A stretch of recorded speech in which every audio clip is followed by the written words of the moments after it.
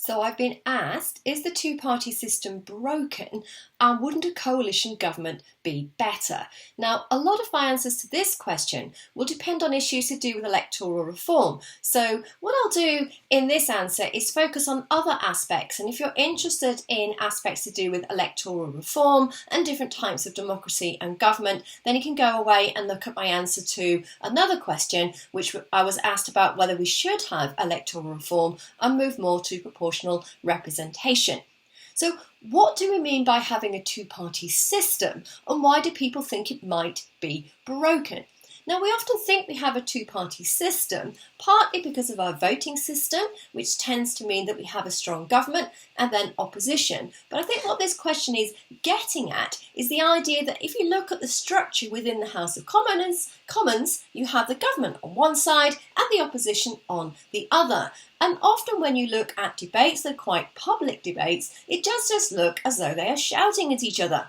So within the opposition, there aren't just members of one particular political party. So within the opposition, you have members of the Labour Party, the Lib Dem, there's also SNP, you have Green Party, you have Plaid Cymru. So you have a whole mixture of different parties that are either in Parliament or behind Parliament that are representing different interests in the opposition. So it isn't just that there are only two parties within Parliament, but this split between the government and the opposition is what seems to cause these issues, because it tends to create what we call adversarial politics. So the government will put its position, and the job of the opposition is not necessarily to say, do you want to modify this part or tweak another element, but to almost essentially say, well, this is your policy, but we would do something different, and this is the policy that we would do. And so often when we're looking at these debates, it just looks like they're fighting over different policies, and they're almost fighting to say, well, this is the government we have, but we will be different, so why don't you vote for us at the next general election? And this gives a quite skewed view of what goes on in Parliament. You tend to find that as well as these big debates, when you go and look at what's going on in committees, so either something like a public bill committee, which is scrutinising legislation, or a select committee that is going away and scrutinising the actions of a particular department, you tend to find there that the parties are more likely to work together to scrutinise and ask questions and to try and come up with particular answers.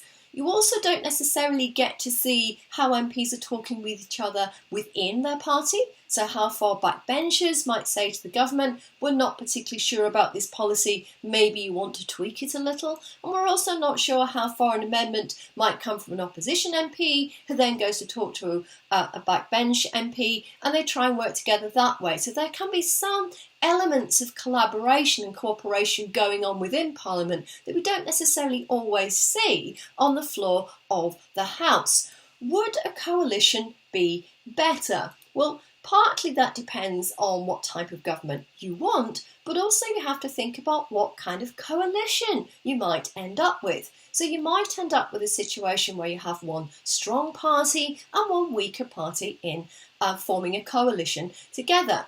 And then you have to think about, does that perhaps give too much power to the weaker party? What if that was a political party that doesn't have as many seats, many MPs as another political party? Should they really have that much sway when they form a coalition government? Or what if that party finds that it can't really get any policy changes because the stronger member of that coalition is always able to override its wishes? So coalitions might be better in some circumstances, but it depends very much on how the coalition is formed, what they agree, and how they work together, and how far they can modify policies in a way that gets everyone to work together rather than perhaps one partner in the coalition being able to override the wishes of another. So what would I prefer? Well, I would prefer a system of more deliberative and participatory democracy, and I do think it's important to make sure that minority interests are represented and can take part. But I think it's much more complex than thinking about, should we always have a strong government, and should we move away from this two-party system, and should we always have a coalition? I think I'd want something with slightly more proportional representation and more deliberation, And I think we have to think long and hard about when coalition governments do and don't work.